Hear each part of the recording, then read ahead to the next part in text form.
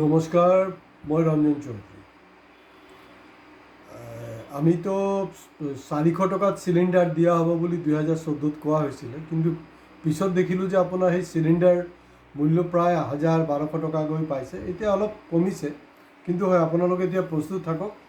প্ৰতি মাহে মাত্ৰ 2000 টকা দিব লাগিব, আৰু 2000 টকা আমিতো ত্যাগ স্বীকাৰ কৰা উচিত, আৰু দেশৰ কাৰণে কোনো ডাঙৰ কথা নহয়।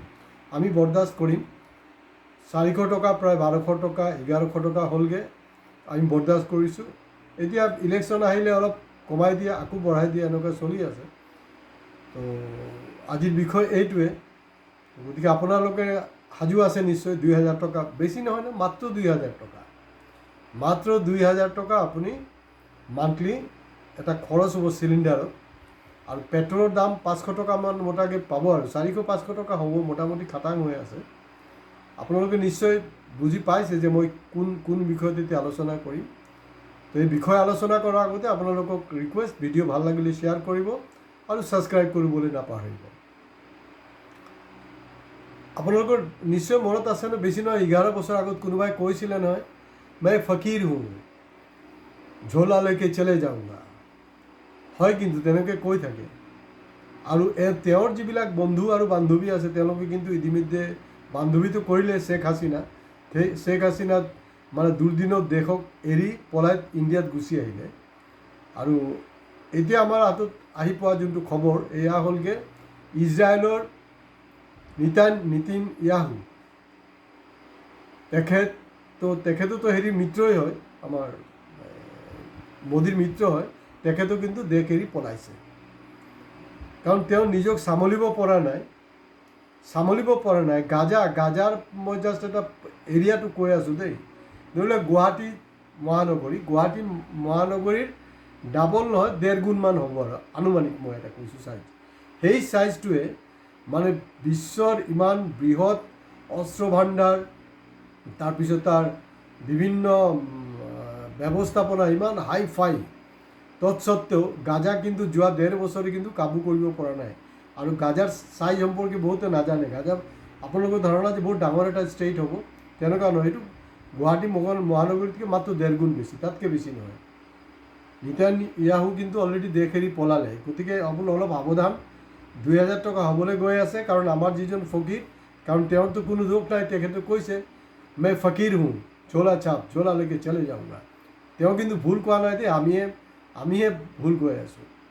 এতিয়া নেহেৰু আৰু ইন্দিৰা গান্ধীক মানে সমালোচনাৰ নামত এনেকুৱা হ'ল, যোনটো আমাৰ নন এলাইনমেণ্ট যি আমাৰ নীতি আছিলে বিশ্বৰ বিভিন্ন দেশৰ লগত, যাৰ কাৰণে ইণ্ডিয়াৰ যোনটো গ্ৰহণযোগ্যতা গোটেই বিশ্বত বেলেগ এটা আছিলে।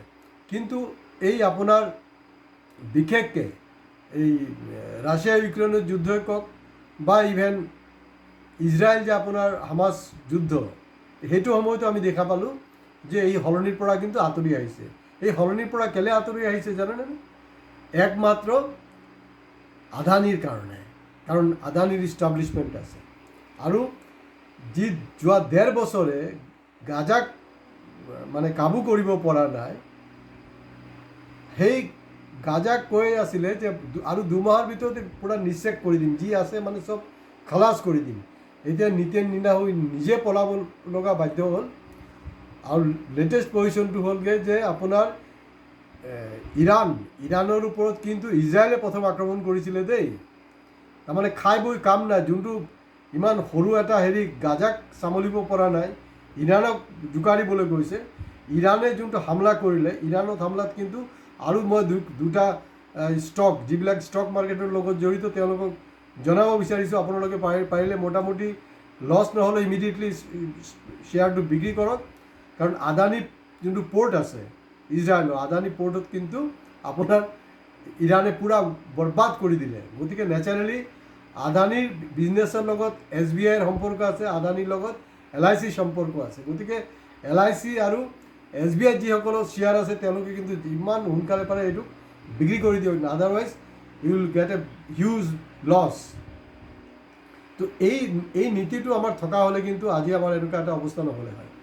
আৰু দেখা গৈছে যে ভাৰতবৰ্ষৰ যি প্ৰধানমন্ত্ৰী, তেখেত আকৌ ইজৰাইলৰ পক্ষত, কিন্তু ভাৰতৰ যে বিদেশ নীতি বিদেশ দপ্তৰ তেওঁলোক আকৌ মানে গাজাৰ পক্ষত মানে এই মানে অদ্ভুত মানে কাৰবাৰ ভাৰতবৰ্ষতে হৈ আছে আৰু চবতকৈ লাজ লগা কথা হ'ল যোনটো আমাৰ গোষ্ঠী নিৰপেক্ষ যোনটো এটা স্থিতি এটা নীতি আছিলে আমাৰ শক্তিশালী নীতি যিটো কাৰণে আমি সন্মান পাইছিলোঁ গোটেই বিশ্বত দেখা গ'ল যে আপোনাৰ গাজা আৰু ইজৰাইলৰ যোনটো ঝেং এই ঝেঙৰ সময়ছোৱাত ইজৰাইলৰ বিপক্ষত কোনোবা ইউনিভাৰ্চিটি কেম্পাছত কোনোবা মানে ইনষ্টিটিউশ্যনত যদি তাৰ বিৰোধ কৰা হৈছে দেখা গৈছে যিহেতু আমি ভাৰতবৰ্ষ নহয় ভাৰতবৰ্ষতো কৰিবই পাৰে কাৰণ তাত অমানৱীয় কাৰবাৰ হৈছে তাত মানে এতিয়াও হৈ আছে মানে আপোনালোকে কল্পনাই কৰিব নোৱাৰে মানে ইমান অমানৱীয় কাৰবাৰ হৈছে কিন্তু এই পেনাল্টিটোত আমিও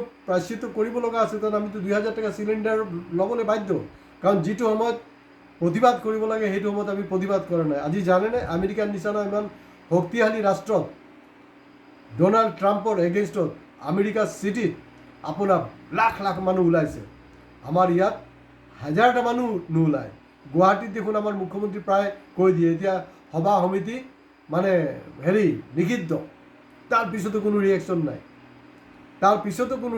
ৰিয়েকশ্যন নাই কিন্তু খুদ আমেৰিকাত এইটো হৈছে আৰু সেইটো এতিয়া এই যোনটো পৰিস্থিতি হ'ল এইটো এতিয়া কিন্তু আমেৰিকা নিজেও সন্দেহত পৰিব যদি তেওঁলোকে এই যে আপোনাৰ মোদীৰ নিচিনা ট্ৰাম্পো যে মাজে সময়ত মানে কোনো দায়িত্বশীল কথা বতৰাবিলাক পাতি থাকে সেইবিলাক নাপাতি যদি অলপ মানে পেচেঞ্চলি চিটুৱেশ্যনটো ডিল কৰে তেওঁ বাচি যাব কাৰণ তেওঁ যে এটা অভূতপূৰ্ব যে 2024 জয় হৈছিলে জয় হোৱাৰ আৰুতো কিন্তু এটা আছিলে যে ভোটাৰবিলাকৰ ধাৰণা আছিলে যে বাইডেনে যোনটো যুদ্ধক সমৰ্থন কৰিলে ট্ৰাম্প আহিলে কিন্তু যুদ্ধটো বন্ধ হৈ যাব কিন্তু দেখা গ'ল সেই যুদ্ধ বন্ধ হোৱা নাই সেই যুদ্ধৰ তীব্ৰতাটো আৰু বাঢ়িলে আৰু যি খুচি তাকে বকি আছিলে আৰু তেওঁ ৰিচেণ্ট যিবিলাক ইজৰাইল যেতিয়া আপোনাৰ ইৰাণৰ ওপৰত আছিলে মানে আক্ৰমণ কৰিলে তেতিয়াও কিন্তু তেওঁৰ দায়িত্বশীল মানে একদম কোনো ধৰণৰ কৰ্তৃত্ব নথকা ষ্টেটমেণ্ট যিটো কাৰণে ইভেন আমেৰিকাতো ৰিয়েকশ্যন হৈছে ইণ্ডিয়াত কোনো ৰিয়েকশ্যন হোৱা নাই হয় কংগ্ৰেছে ইমিডিয়েটলি ৰিয়েকশ্যন তেওঁলোকে দিছে সেইটো দিয়াত ষ্টেলিনো দিছে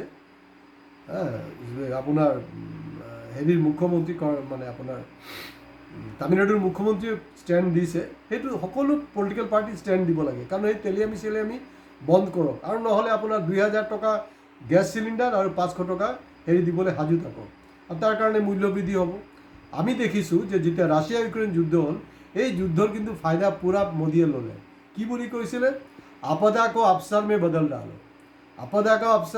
ডালো মানে আপোনাৰ কাৰণে নহয় কিন্তু আদানী আম্বানীৰ কাৰণে তেতিয়া কি কৰিলে তেতিয়া দেখা গ'ল সস্তাত তাৰ পৰা ক্ৰুড অইল কিনি ইণ্ডিয়াততো দামটো বৃদ্ধি কৰিছেই ক'বলৈ নাই ইণ্ডিয়াত প্ৰডাকশ্যন কৰি আকৌ বহিৰাষ্ট্ৰলৈ সেইটো মানে ৰপ্তানিও কৰিলে এয়া হ'লগৈ অৱস্থা গতিকে এতিয়াতো আপোনালোকৰ উপায় নাই কাৰণ সেইটো সময়ত আপোনালোকে প্ৰতিবাদ কৰা নাই আপোনালোকৰ পাপ সেইটোৱে আপোনালোকে প্ৰতিবাদ কৰা নাই যে ক্ৰুড অইলৰ দাম কমিছে গতিকে সেইবিলাক পেট্ৰলিয়াম জাতীয় সামগ্ৰীৰ দাম কমিব লাগে আপোনালোকে প্ৰতিবাদ কৰা নাই গতিকে প্ৰায়শ্চিত্তৰ কাৰণে সাজু হওক এতিয়াতো ক'ব নাই এনেকুৱাতো কাৰণ আপোনালোকে জানে যে ইৰাণৰ বহুত ডাঙৰ এছেটছ হ'ল আপোনাৰ নেচাৰেল ৰিচোৰ্চ পেট্ৰলিয়াম প্ৰডাক্টছ গতিকে সেইবিলাকৰ বস্তুৰ দাম বাঢ়িব তো সাৱধান ৰেডি থাকক আৰু আপোনালোকে ত্যাগ কৰিবলৈ ৰাজি আছে ত্যাগ কৰক হয় এইটো ইণ্ডিয়া নহয় যে আমেৰিকাই ধমকি লগাব আৰু যুদ্ধবিৰতি হৈ যাব আমিতো পাকিস্তানক